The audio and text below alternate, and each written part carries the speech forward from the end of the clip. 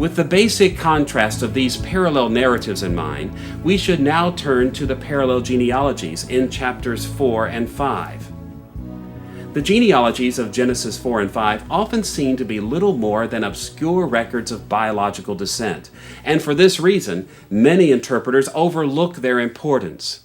Yet a closer look at the genealogies reveals that they contain vital information that served Moses' purposes in writing this portion of his primeval history. On the one hand, the first genealogy records Cain's sinful lineage in chapter 4, verses 17 through 24.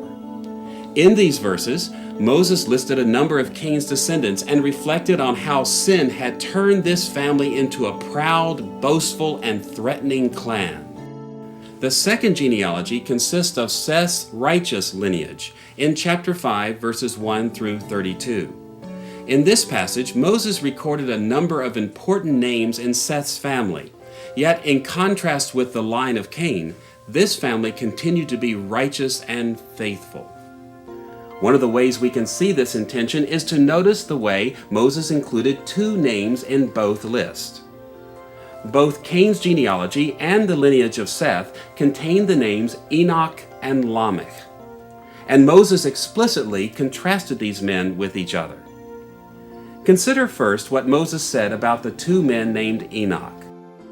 On the one side, in Genesis chapter 4, verse 17, we read these words about Cain's descendant Enoch. Cain was then building a city, and he named it after his son Enoch.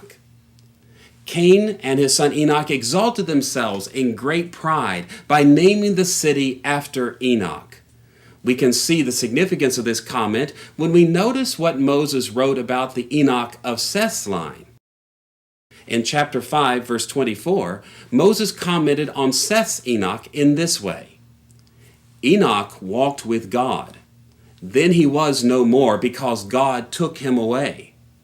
It would be hard to imagine a more striking contrast between two men than we find here between the sinful Enoch and the righteous Enoch. In addition to the contrast set up between the two men named Enoch, Moses also mentioned a Lamech in Cain's line and a Lamech in Seth's line. Once again, strong contrasts stand out between these two men. On the one hand, Cain's Lamech was a horrible figure. Genesis chapter 4, verses 23 through 24 report that Lamech was a murderer and took great pride in his murderous exploits. By contrast, to display the character of Seth's Lamech, Moses recorded Lamech's words at the birth of his son in chapter 5, verse 29. Lamech named him Noah and said, "He will comfort us in the labor and painful toil of our hands caused by the ground the Lord has cursed." As was the custom in biblical times, Seth's Lamech named his son as a prayer to God, expressing the hope that his son Noah would bring deliverance from the terrible condition of life which began when God cursed the ground in the days of Adam and Eve.